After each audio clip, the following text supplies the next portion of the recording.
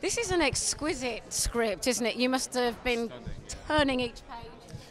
Yeah, I mean, when I first got it quite a while ago, I remember that me and Rupert were talking about it and talking about the story and talking about my part in it and the character and stuff.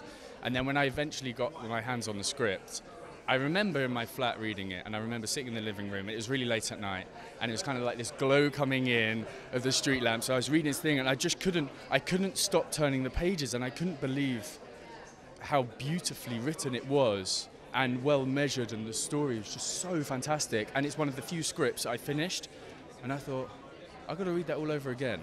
And then so I stayed up till the early hours, and I read it again, and I just thought to myself, I'm so lucky to be part of this. You know? The part that you're playing, you're one of the ex-lovers aren't you, of Oscar Wilde? Can you tell us a little bit more about that? And were you able to actually research the person himself, or did you have to just stay to screen? No, he's a real person, Maurice Gilbert, French Foreign Legion, who is befriended by Oscar in Paris. He was an infamous, I wouldn't say the equivalent of a party animal now. You know, there's a lot of drinking and a lot of boisterousness. But I think he is so touched by the way in which Oscar Wilde takes him in, and he's so intrigued by him. It's a world that he doesn't really know. You know, he's in the French Foreign Legion. It's tough as nails. And so there's this man that takes him in. It's just fascinating. And then introduces him to a whole different world. And that was incredible. And it's lovely to actually research a real person.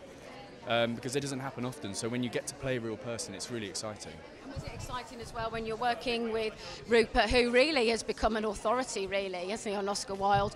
Was that a real boon for you as an actor and a collaborator? Really? Absolutely. I mean, because I've worked with him before in the theatre, you know, it was a real privilege to work with him again, and he had so much energy. I mean, I don't know how he did it, but the amount of energy he had and drive for this project to go forward. Every day on filming on set, you could just see, and you know, he's in costume, in character, and he's also directing, and he's looking at rushes, and then he's going in and performing.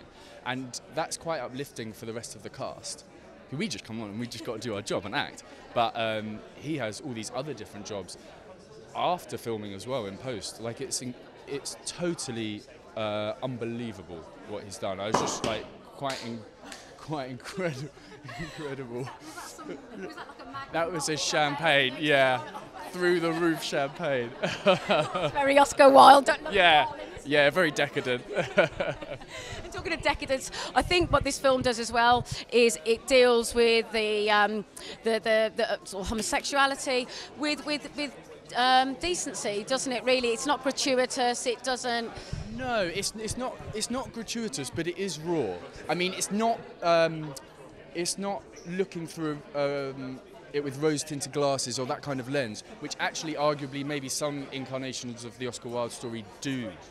And it's really nice to be a part of a project which is real and honest. And I think that's what Rupert was going for. Is like, we all have facets of ugliness in us. We all do, and you know, it's important to bring that out as well at times, and it adds to the depth of the story and the person.